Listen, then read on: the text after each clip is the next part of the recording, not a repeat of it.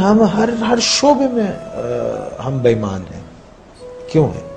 تعلیم کا شعبہ، اس میں سفارش اور سیاست ہے، سیاست کے اندر سیاست ہے، اور رشوت ہم لیتے ہیں، بے ایمانی ہم کرتے ہیں، جھوٹ ہم بولتے ہیں، دوسروں کو تکلیف ہم دیتے ہیں، دوسروں کے مالوں پہ قبضہ کر لیتے ہیں، یتیموں کا مال کھا جاتے ہیں، غریبوں کو تکلیف دیتے ہیں، مسکین مسافر محتاجوں کو ان کا حق نہیں دیتے، کسی کی مدد نہیں کرتے، اپنے لیے سب جمع کر کے رکھتے ہیں، اپنے سے آگے نہیں سوچتے.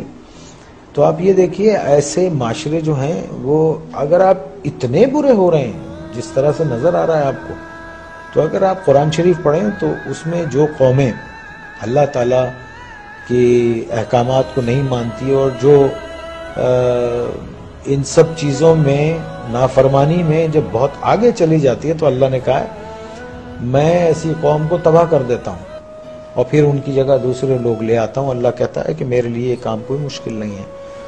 تو جو لکھ پتی ہے وہ کروڑ پتی ہونا چاہتا ہے، جو کروڑ پتی ہے وہ اربوں پتی ہونا چاہتا ہے، جو اربوں پتی ہے وہ اس سے زیادہ پیسے والا ہونا. ایک آدمی جس کی تنخواہ 12,000 روپے مہینہ ہے، اس کے گھر کے اخراجات 80,000 روپے کے ہیں.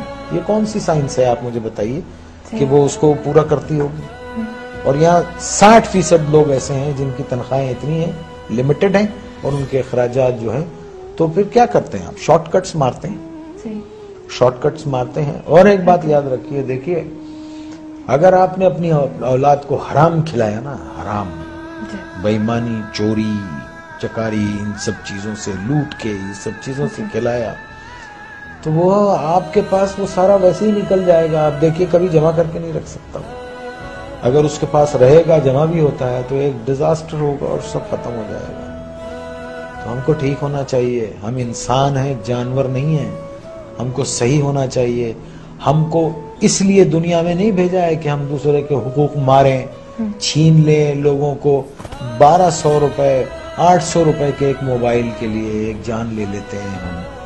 کبھی وہ تنہائی میں بیٹھ کے وہ سوچتے نہیں ہوں گے کہ ایک انسان کی زندگی جب وہ پیدا ہوتا ہے تو وہ گوشت کا لوتھڑا ہوتا ہے، پھر وہ انسانی فارم میں آتا ہے، پھر وہ دنیا میں آتا ہے بے سہارا، بے بس. ماں اس کو 9 مہینے پیٹ میں رکھتی ہے، پالتی ہے، پھر وہ گرم سرد کا مقابلہ کرتا ہے اور بڑا ہوتا ہے، چوٹیں لگتی ہیں، دھوپ ہے، بارش ہے، اور پھر ایک آدمی اس کو ایک 500 روپے کے موبائل کے لیے اتنی تک و دو سے پلنے والے بچے کو گولی مار کے چلا جاتا ہے.